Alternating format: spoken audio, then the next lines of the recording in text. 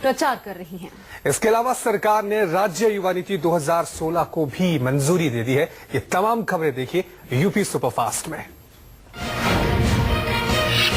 मुख्यमंत्री अखिलेश यादव ने समाजवादी पेंशन योजना से फिल्म अभिनेत्री विद्या बालन को जोड़ा है। विद्या बालन अब समाजवादी पेंशन योजना की ब्रांड एम्बेसडर होंगी। सीएम अखिलेश यादव ने आवास पर आयोजित एक समारोह में इसकी औपचारिकता पूरी कर ऐलान किया। इस मौके पर मुख्यमंत्री ने कहा कि सरकार विकास योजनाओं पर काम कर रही है, उसका प्रचार प्रसार जनता तक नहीं हो रहा है। लोगों को नहीं पता कि सरकार गरीबों और महिलाओं की कितनी मदद कर रही है। विद्या बालन के इस मुहिम से जुड़ने से लोगों को सरकार की योजना की जानकारी मिलेगी। लेकिन विद्या बालन जी के आने के बाद मैं समझता हूं उत्तर प्रदेश की कोई महिला ऐसी नहीं होगी जो ये नहीं जानेगी समाजवादी लोग ने ये पेंशन नहीं दी उनको, या समाजवादी पेंशन ही के लोग पहुंचा दें। कम से कम हमें प्रचार से लाभ मिलेगा, कम से कम गांव की महिलाएं जानेंगी।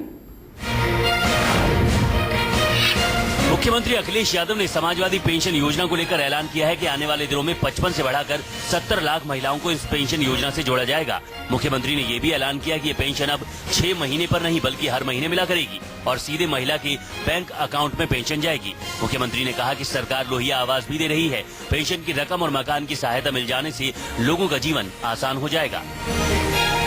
लोहिया आवास मिल जाए और समाजवादी पेंशन मिल जाए तो कम से कम उसका गांव में गुजारा हो सकता है और मदद हो सकती है। क्योंकि हो सकता है 500 रुपए, ठीक आपने कहा कि हो सकता है बहुत सारे लोगों के लिए 500 रुपए कुछ नहीं है, लेकिन सोचो अगर गांव में है कोई गरीब महिला है, उसके लिए 500 रुपया कितनी बड़ी चीज है। हर महीने उनके अकाउंट में समाजवादी पेंशन पहुंचाने का काम करेंगे। 100% गरीब महिलाओं को समाजवादी पेंशन से जोड़ने का काम समाजवादी लोग करेंगे। मुख्यमंत्री आवास पर आयोजित समारोह में मुख्य सलाहकार आलोक रंजन ने जानकारी दी है कि मुख्यमंत्री की मंशा के मुताबिक समाजवादी पेंशन योजना का बजट 25,000 करोड़ से बढ़ाकर 30,000 करोड़ कर दिया गया है।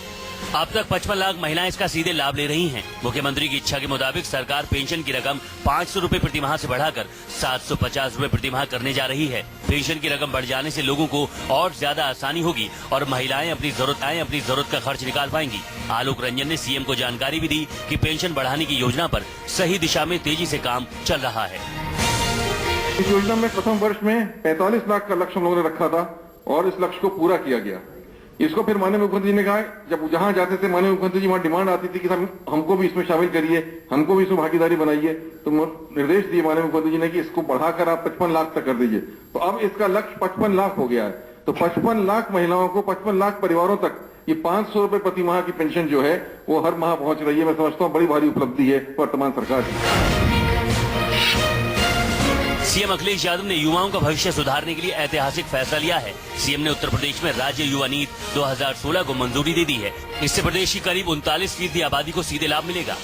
इस युवा नीति के तहत युवाओं के आर्थिक विकास और उनके भविष्य की जरूरतों को ध्यान में रखा गया है। युवा नीति में 14 से 35 साल की आयु सीमा के लोगों को रखा गया है। 26 विभागों के सुझावों के आधार पर युवा कल्याण विभाग ने इस नीति को बनाया है। दरअसल अभी तक राज्य में युवाओं के विकास की कोई नीति नहीं थी। युवा नीति के तहत गांव से लेकर शहर तक युवाओं के पलायन को रोकने के लिए उन्हें रोजगार से जोड़ने और आर्थिक विकास में सरकार की तरफ से मदद की जाएगी। उत्तर प्रदेश युवा नीति 2016 और आने वाले समय में युवा नीति किस रूप में बने और उसमें क्या क्या शामिल हो, उस दिशा में सरकार काम करेगी। मुख्यमंत्री ने स्वास्थ्य सेवाओं की बेहतरी के लिए एक कदम और उठाया है। उन्होंने ट्रॉमा सेंटर के विस्तार की योजना को मंजूरी दे दी है। इसके तहत ट्रॉमा सेंटर के ऊपर 2 फ्लोर और बनाए जाएंगे।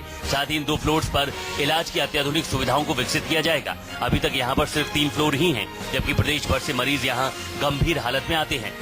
ट्रॉमा सेंटर में इमरजेंसी सेवाएं दी जाती हैं, लेकिन अक्सर बेड की कमी हो जाती है। इसे देखते हुए मुख्यमंत्री ने न सिर्फ इसके विस्तार को मंजूरी दी, बल्कि अत्याधुनिक तरीके से निर्माण के लिए भी मंजूरी दी है।